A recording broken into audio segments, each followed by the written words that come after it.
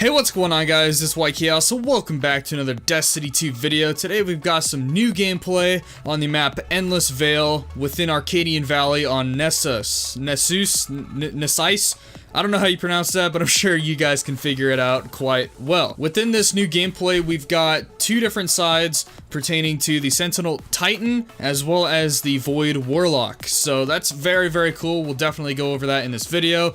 This is Control 2.0. So Control has come back and with new life. So this is Control 2.0 and it looks utterly amazing. There's some, kind of talking points. Not really talking points, but, bullet points over here on the IGN website itself. Pretty much sums up exactly what Control 2.0 is. First off being, points no longer capture faster if multiple people are standing on them. So if you guys remember back in Destiny, of course the first one, we haven't had the second one in our hands yet, you were able to capture zones faster and faster the more people you had on them. So if you had a full team of 6, your zone would just be captured like that.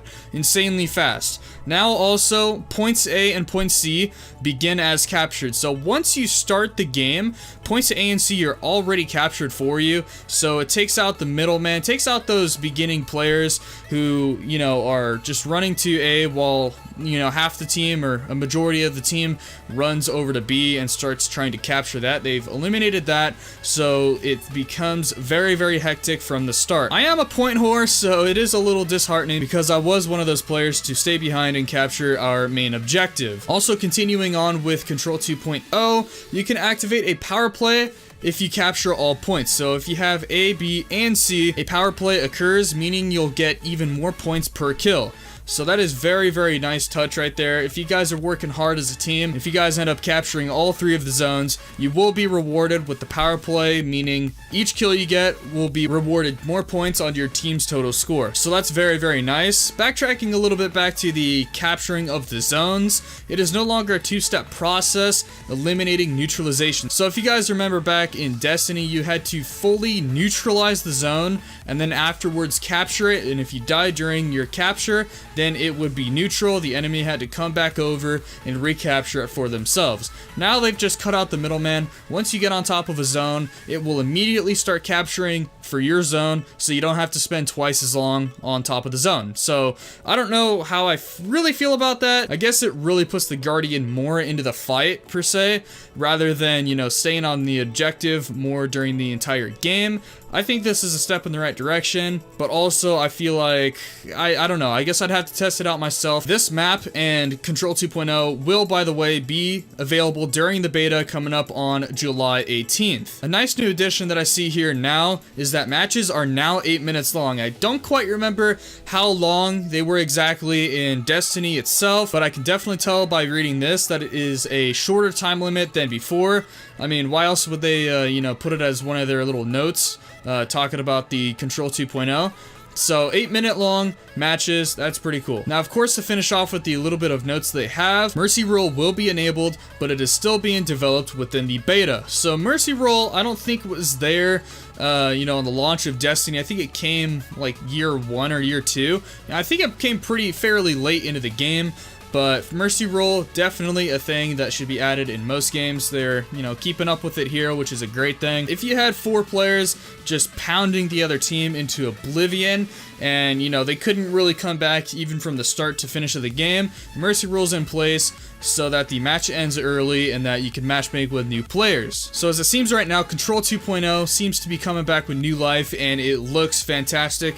Can't wait to play it during the beta. So now on to some actual solid footage of the Void Warlock as well as Sentinel Titan. I will be going over the Void Warlock first just because, well, we've already kind of seen it before. So what's differently about this one is, yes, it is the Voidwalker in a sense, but this time around, your projectile isn't as fast as usual. In this case, your projectile is very, very large and very, very sluggish. It does follow the target a bit more of what that seems like that I'm seeing in the gameplay.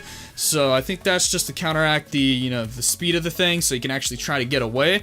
I think it looks very, very cool. It may have a bigger explosion radius. You kind of couldn't really see it well during this gameplay just because it was around the corner, unless my eyes deceived me, and then you guys are seeing something else. use. But also along with that, I don't quite know what to call it, and I'm not even sure if they really gave it a name yet, but if you guys look in the bottom left, the third talent over to the right, so the one on the very right, that is actually a bubble, like a Titan bubble. You guys remember that, like a Titan Defender bubble? You pop that, and, well, it's practically all that it is. It's just being revamped for the Warlock, which I think is pretty cool. So now let's talk about the Sentinel Titan. This thing is looking awesome. The Titan to me has always been the most unique one between the three Guardians. With this gameplay, you'll be seeing the third talent to the right. This time for the Sentinel Titan, it is a wall of shield that you place in front of you. The person within this gameplay has been using it all around throughout the entire gameplay, so you guys can fully see that and how he utilizes it to his standards. Pre-firing with the, the power weapon, starting to, burn that up and then go around the corner and start to shoot their enemies.